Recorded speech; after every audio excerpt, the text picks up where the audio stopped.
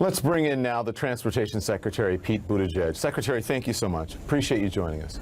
So you met with Republicans to talk about the infrastructure package, but the GOP wants to stick to things like roads and bridges, and Mitch McConnell is saying no more than $800 billion. Are you remotely close to that kind of agreement?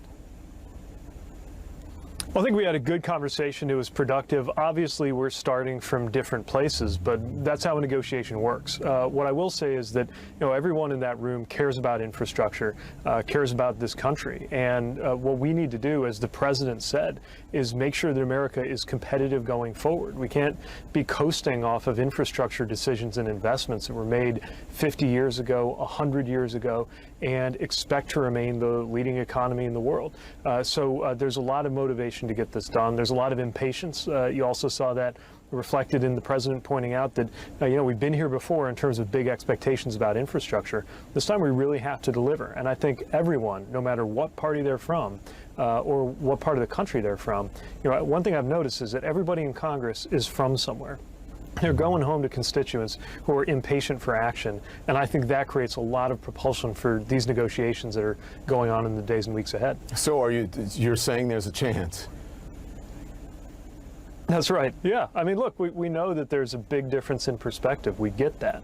But again, that's how a negotiation works. You come in with different perspectives and see where we can go. That's part of the conversation we're having as an administration. Also, the conversation in the committees that the Republicans and Democrats are having with each other as part of regular order. And I think there's every reason to believe that we can get something done here. But we can't take forever to do it. Okay. Time is of the essence. We can't let Infrastructure Week be a punchline again. Well, and there's got to be some way to pay for it. The president wants to raise the corporate tax rate 25 to 28%. Republicans say no way. So fine. Assuming that's the case, or just a ploy on their part, are you prepared to move forward? Because the truth is, they didn't care about the ballooning deficits from the Trump tax cut. Well, one thing I'll say about infrastructure investments is that they can pay for themselves. But let's be clear, the president has put forward a way to fully fund this, proving mathematically, really, that we absolutely can afford to do this as a country. More than that, we can afford to do this while still having corporate rates be lower than they've been for most of your and my lifetime, and while not increasing taxes on anybody making less than $400,000 a year. So we think the president's approach is the right one. But look, we're having conversations because we recognize that there are other ideas. The president wants to hear other ideas. And the only red line I've heard so far from him on pay-fors is his commitment to making sure that we aren't raising taxes on anybody making less than $400,000 a year. I want to talk to you about some other news. I want to talk about the January 6th, this January 6th commission and the Republicans' full embrace of the big lie and attempts to memory hole the events of that day. I know that the Biden administration's choice is to focus on policy. Trust me, and I understand that. But are Democrats doing enough to push back against this? Well, look, the House has a job to do, and they're going to approach it in the way that they can arrive at. It doesn't change what happened that day, although I think it's important for us as a country to reckon with what happened that day. It also doesn't change the focus that we have right now, which is knowing that the best thing that we can do, that this administration can do to help bring the American people together, is to deliver. And that's why there's such a sense of urgency. There's a sense of urgency around getting the rescue plan through and now looking ahead to the jobs plan. We have got to make sure that the American people can feel, regardless of how they voted, regardless of what their politics are, that life is getting better for them because we are delivering better infrastructure, whether it's roads and bridges or pipes and internet, or whether it's making child care or elder care more affordable. And that's going to be our focus. I know that you said in the beginning of your answer that Congress has a job to do, that it's up to Congress. I get that, but you know politics. Should there be a full investigation on Capitol Hill into what happened, come hell or high water? The future of our democracy could depend on it. People, we're living in a post-truth, post-fact society right now, and it's important for people to know the truth.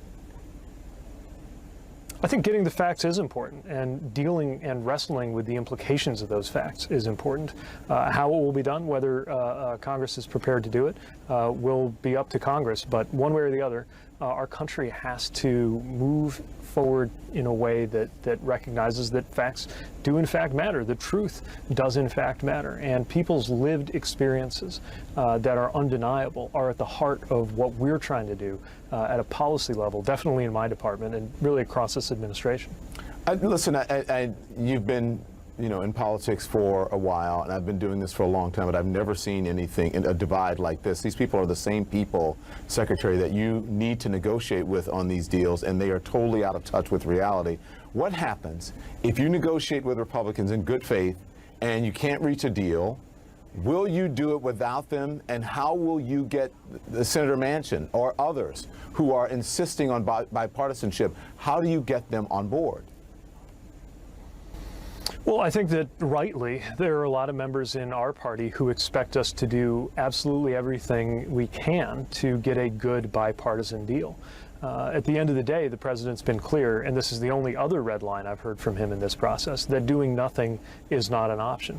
So we need to make sure that we do everything we can to get there. Today's conversations were part of that, and a lot of what's going on, especially in these days, is part of that effort. And I can tell you it's a good faith effort. I can tell you that ideas are being exchanged. They may be different ideas, but they're being put forward in good faith to see where the overlap is. There really is a lot of meaningful overlap. There's also a lot of meaningful difference, and I'm hopeful that this will get us to a bipartisan place. The bottom line is we have to do something because our competitors aren't waiting, China's not waiting, and the laws of physics aren't waiting, right? I mean, right now on the border of Arkansas and Tennessee, you've got a bridge, I-40, that is out costing probably millions a day in economic impacts. That's just one bridge in one part of the country. You multiply that out with the infrastructure issues we have as a U.S., and we simply cannot allow this infrastructure week, month, season, whatever you want to call it, to also pass without action. Yeah, sorry, I didn't mean to interrupt you. We have a delay here. But listen, I have noticed that the president is framing this increasingly as a national security issue, focusing on China, for example. And as you said, your competitors, other countries can't wait. Is this a way to make the case to centrists and independents to think beyond roads and bridges? I think so. Look, I mean, if we've been reminded of anything in the last few months, it's that our critical infrastructure takes a lot of different shapes, and its vulnerabilities affect our way of life. Whether we're talking about the Colonial Pipeline and what a cyber attack on a private company did to the eastern seaboard, or whether we're talking about the storms in Texas and what the vulnerability of our electric grid showed and did for so many Texans. Case after case where we have seen new kinds of threats, cyber, climate, and global public health threats affecting our security and our way of life.